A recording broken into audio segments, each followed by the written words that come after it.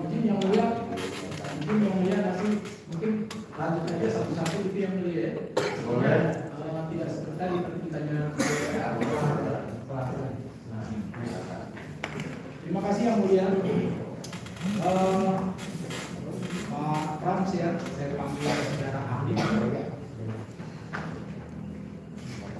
Kalau dalam perspektif ahli metode ahli melihat menganalisis kalimat-kalimat itu menggunakan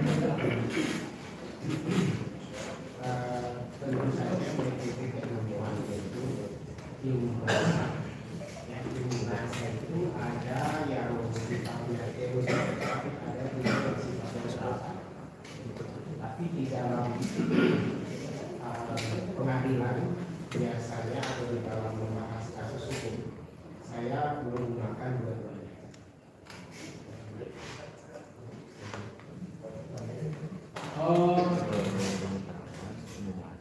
Di dalam perkara ini yang dituduhkan oleh terhadap terdakwa oleh jaksa penuntut umum terhadap klien kami Habib Bahar Nasir, itu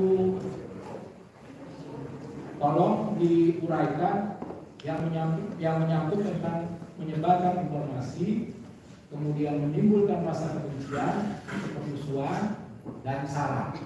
Bisa saudara ahli jelaskan 3 kalimat di atas?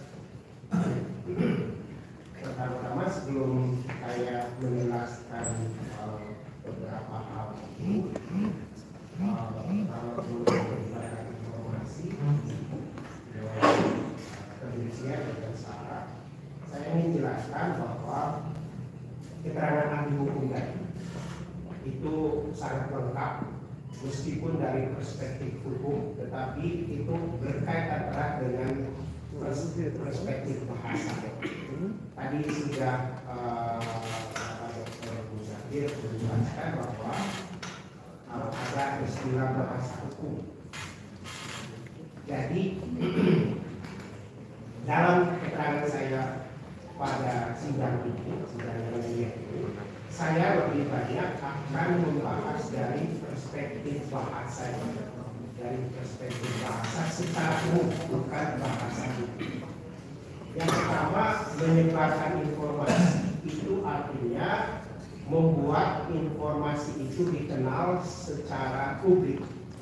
Itu menyebarkan informasi. Yang kedua, tadi berkaitan menimbulkan rasa kebencian. Kata kebencian berarti ketidaksukaan, ya, ketidaksukaan terhadap sesuatu. Dan sara itu berkaitan dengan, sebenarnya definisi sara itu merupakan singkatan dari suku, ras, dan agama. Nah, kebencian itu bisa berkaitan dengan suku, ras, dan agama. Jadi kebencian dengan sara itu memiliki kaitan.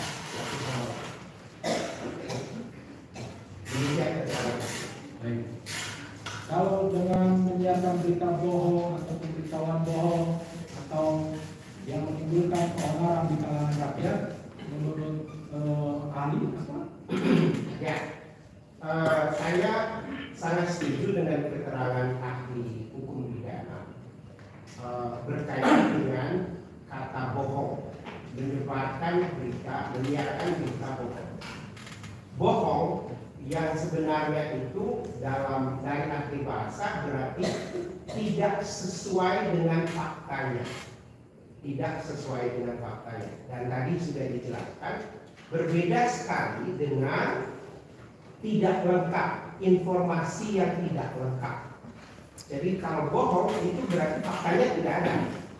Sedangkan informasi yang tidak lengkap itu berarti memang ada, tetapi karena segi waktu, segi tempat, dari segi berbagai macam hal, dari sudut keterbatasan kita manusia, tidak semua informasi yang kita sampaikan itu betul-betul lengkap, atau sesuai dengan apa yang terjadi. Yang ketiga tadi menimbulkan keonaran. Saya ingin sedikit sampaikan di sidang ini bahwa pada waktu sidang Ratna Sarumpait, seingat saya, Undang-Undang tahun 1946 itu pertama kali dipakai oleh polisi dan jaksa untuk menjerat Ratna yang menyampaikan atau yang berbohong. Nah, pada saat itu saya mengatakan keonaran persis yang tadi Dr. Muzani katakan. Keonaran yang dimaksud tahun 46 itu adalah kata berkaitan dengan kerusuhan. Karena saya juga mengecek apa teman dari kata onar itu di dalam namanya thesaurus. Thesaurus itu kamus untuk kata yang mirip maknanya.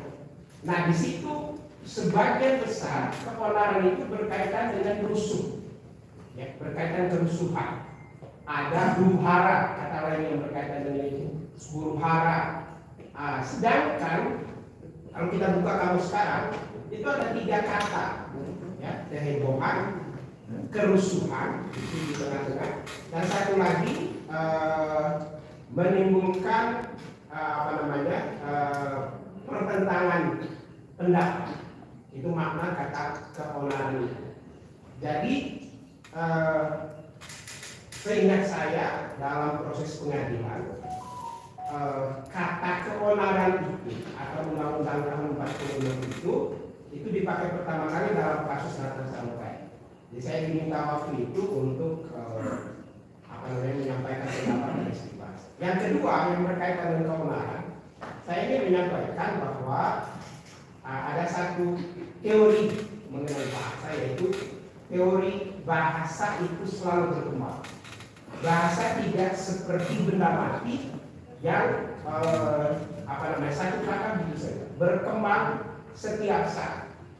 Perkembangan bahasa itu berkaitan dengan maknanya.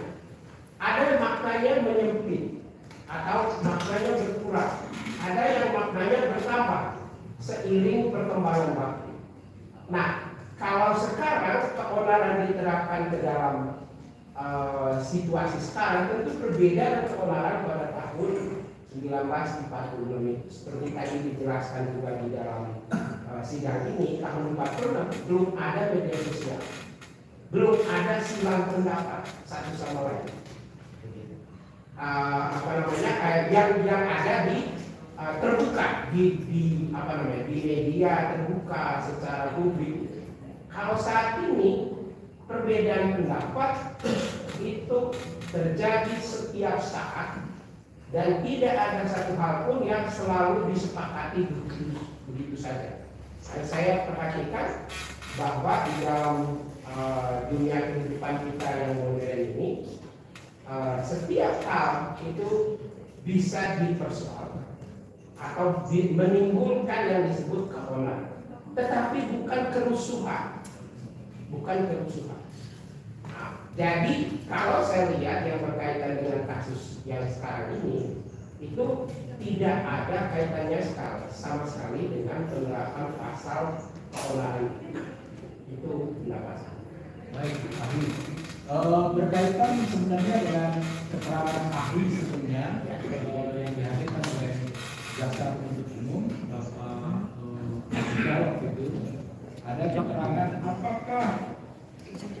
menurut beliau bahwa keonaran itu bila terjadi di media sosial atau di komentar yang terjadi perdebatan bisa dianggap satu keonaran, bisa masuk unsur keonaran dalam hal ini. Nah, bagaimana pendapat saudara ahli berkaitan pendapat profesor sebelumnya? Baik, menurut saya kalau diterapkan pada masa sekarang yang terjadi itu adalah perbedaan pendapat, ya, perbedaan pendapat antara satu dan yang lain. Tadi sudah dijelaskan bahwa perbedaan pendapat itu adalah hak kita sebagai warga negara dan hak kita sebagai manusia. Berbeda pendapat itu suatu hal yang sangat normal, suatu hal yang sangat wajar pada masa sekarang. Jadi tidak bisa kita katakan sebagai keonaran hidup. Ya, di dalam pasal apalagi dikaitkan dengan pasal 14 dan 15 Undang-Undang tahun 1946. Tidak bisa dikaitkan dengan itu. Saya hanya saya ingin bertanya apakah saudara ahli pernah melihat video yang dipermasalahkan dalam perkara ini? Belum, saya belum melihat. Tapi coba saya bacakan sedikit saja, nanti saudara ahli mungkin bisa menilai dalam menit-menit video tersebut. Saudara-saudara sekalian yang dimuliakan Allah, kita umat Islam Indonesia Ahlussunnah wal Jamaah di dalam akidah Ahlussunnah wal Jamaah, akidah kita apa? Asy'ari Maturidi. Mazhab kita adalah mazhab Syafi'i. Dalam akidah Ahlussunnah wal Jamaah haram untuk apa? Haram untuk melawan pemerintah yang sah. Haram untuk menjatuhkan pemerintah yang sah. Akan tetapi saudara-saudara kita juga diajarkan untuk tegak berdiri melawan kezaliman. Kezaliman dari pemerintah kita lawan. Pemerintah kita nggak lawan pemerintah. Yang kita lawan kezalimannya. Yang kita lawan kemungkarannya. Yang kita lawan ketidakadilannya. Yang kita lawan adalah kebijakan-kebijakan yang menyengsarakan rakyat, yang merugikan rakyat dan menguntungkan asing. Yang kita lawan adalah kezaliman, kemungkaran, ketidakadilan, serta kebijakan yang merugikan rakyat dan memihak pada asing. Yang kita lawan itu. Nah, sepenggal ini menurut ahli kan ahli bahasa. Ya. Coba saudara ahli bisa tidak memberikan pendapatnya terhadap apa yang saya sampaikan? Baik, sebenarnya apa yang saya dengar dari bacaan tadi, apa yang Bapak bacakan tadi, suatu hal yang sangat positif. Positif kenapa? Karena di sini tidak ada satu kata pun untuk melawan pemerintah, bahkan diajarkan atau disampaikan tidak melawan pemerintah. Dan ada konfirmasi di situ. Yang kita lawan kemungkarannya, kezalimannya, bukan pemerintah. Itu satu hal yang positif. Jadi satu hal yang positif, bukan pemerintah atau orang per orangnya, tetapi mungkin kebijakannya.